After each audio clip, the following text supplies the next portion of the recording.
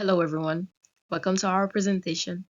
Today we're going to talk about the country Mauritius and how to do business with this country that is also considered the bridge to Africa. This presentation is delivered by me, Fati, Abaghen, Zuzanna, and Angela.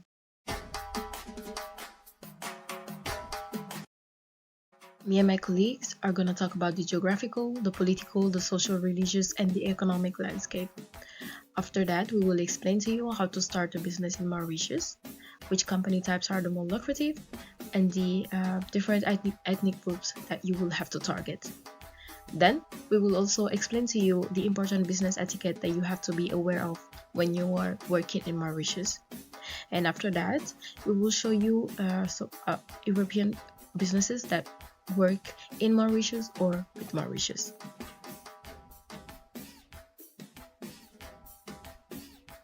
And now let's dive into the presentation.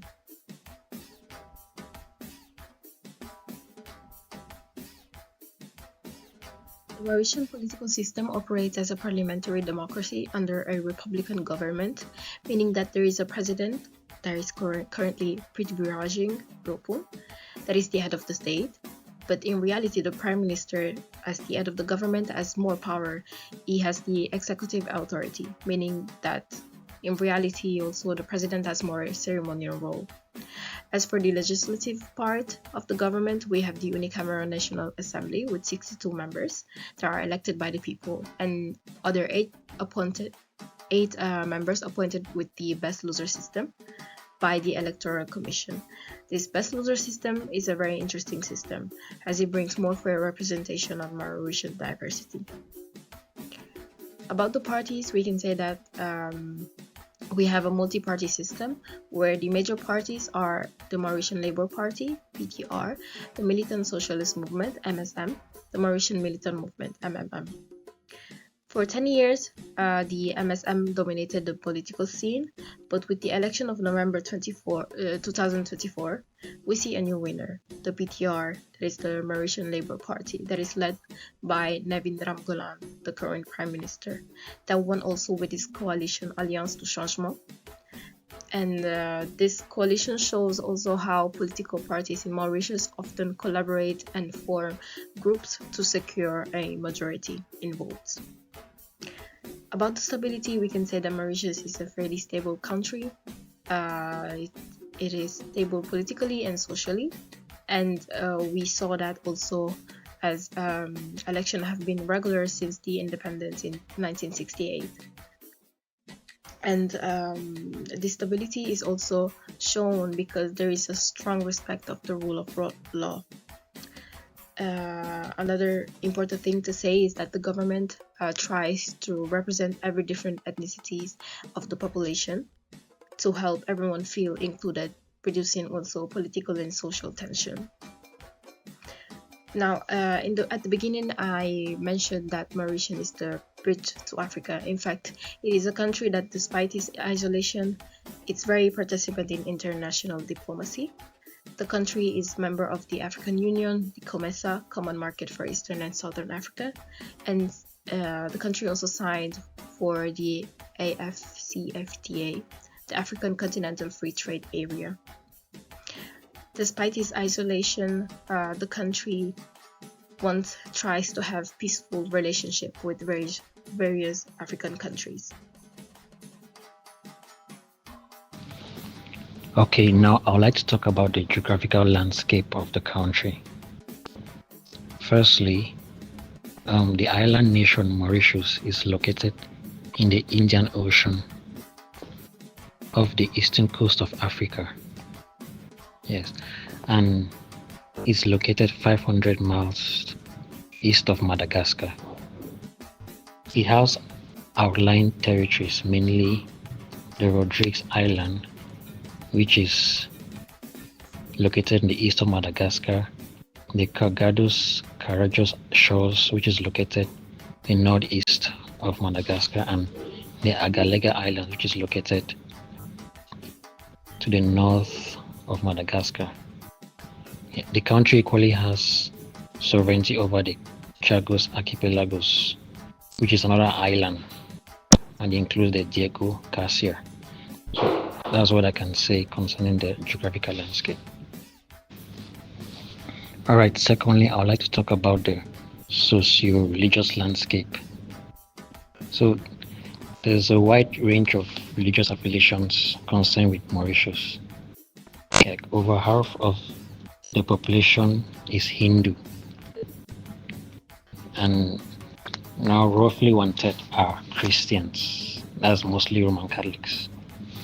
Then the bulk of the remaining are Muslims, but there's an exception of a tiny majority of Buddhists. Yes, and you can see the pie chart on the right depicting how it's distributed. The economic landscape.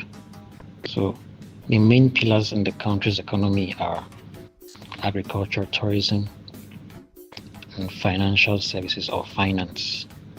Yes, so this help in increasing the economy of the country. Like this is what they are mainly renowned about. This is how they make their revenue and income. And there aren't like many useful resources in Mauritius, but the resources which are mostly mined are lime and basalt. Yeah, and the country's stock exchange is situated in Port Louis, and their currency is the Mauritian rupee. So that concludes my part for the economic landscape. And you can see on the left, we have the Mauritius major import sources, and beneath you can see the Mauritius major export sources. Next, we will talk about how to start business in Mauritius. First, how to register. You can do it either online or by going to the registration office. You also need to submit needed documents, for instance, business name, essence of the business, its location, and contact details of the person applying for it. Secondly, cost of starting business in Mauritius. It depends on amount of employees, and it is between 125 and 600 Mauritius rupee, which is about 12 euro. The last point is tax overview. It equals to 15%, and it's way smaller than in most countries in Europe. Mauritius is very business friendly. That's why many entrepreneurs move their businesses there. Let's now talk about the company types allowed there. In Mauritius, there are 3 types of company allowed: domestic company, global business company, and authorized company. Domestic company primarily operates with Mauritius local market and its resident. Global business company are set up outside of Mauritius, but are managed and operated from Mauritius and do business with both its residents and its non-residents. The last type, authorized company, is strictly non-resident company, and its main activities are international trade and investing.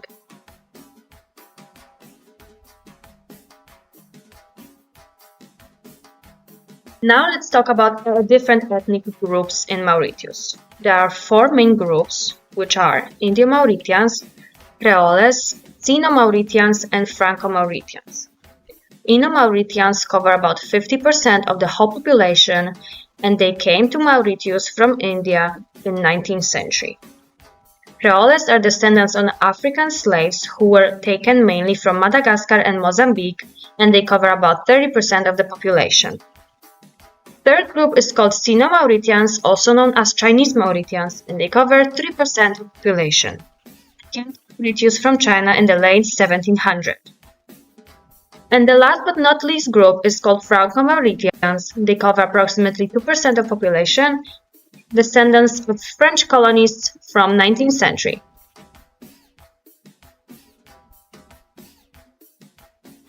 This slide, we will talk about business etiquette in Mauritius. There are 3 main points that are very important when doing business in Mauritius that we have to put into consideration. First is respect, especially to older people and people with higher education. For instance, if we do know that someone has a title of a doctor or a professor, we have to respect that and use that during greeting. Secondly, we have to focus on building trust and a relationship. It is crucial while doing business in Mauritius to put significant amount of time into forming an actual bond with our business partners. And the last thing is being polite and respectful for the cultural values. Since Mauritius is a very diverse community with many different cultures, we have to take it into consideration. We have to make some research to make sure that we won't disrespect anyone while doing our business there. Doing business with Mauritius. Mauritius provides numerous advantages for businesses, attributed to its advantageous location with Africa, beneficial trade agreements, and a diverse multilingual culture. Notable benefits include participation in trade agreements such as AFCFTA, COMESA, and SADC, which facilitate preferential trade with other African countries. Additionally, agreements like the India-Mauritius Comprehensive Economic Cooperation and Partnership Agreement, the CESPA, and the European Union Economic Partnership Agreement, EPA, allow for duty-free exports to EU nations, and the country's appeal is further bolstered by tax incentives like a competitive corporate tax rate of 15%, the absence of capital gain tax, and double taxation avoidance agreement with 45 countries. Mauritius is particularly well suited for industry such as tourism and hospitality, backed by international partnerships and a strong market presence. Information and communication technology (ICT), fueled by a growing need for cybersecurity and software solutions. Renewable energy with potential in solar, wind, and ocean energy, and agribusiness focusing on exotic crops and organic farming.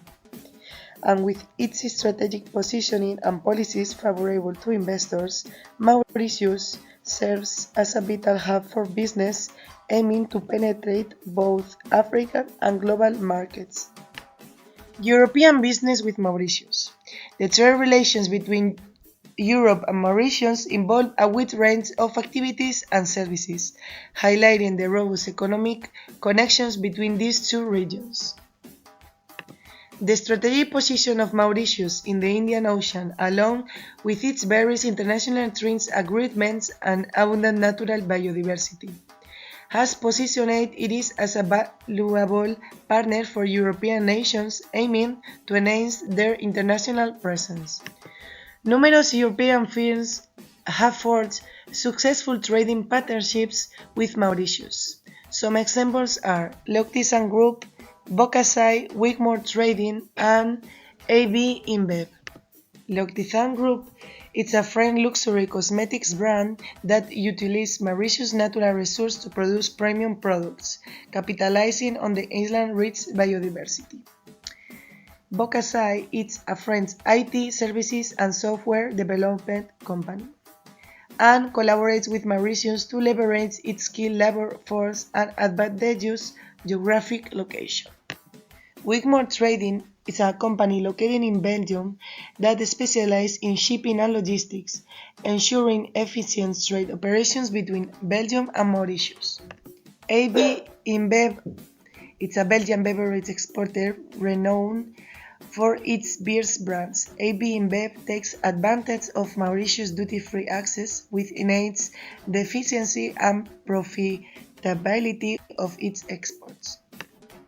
Whether you are looking to tap into Africa's growing economy or explore new global ventures, Mauritius offers the perfect blend of opportunity, innovation, and stability.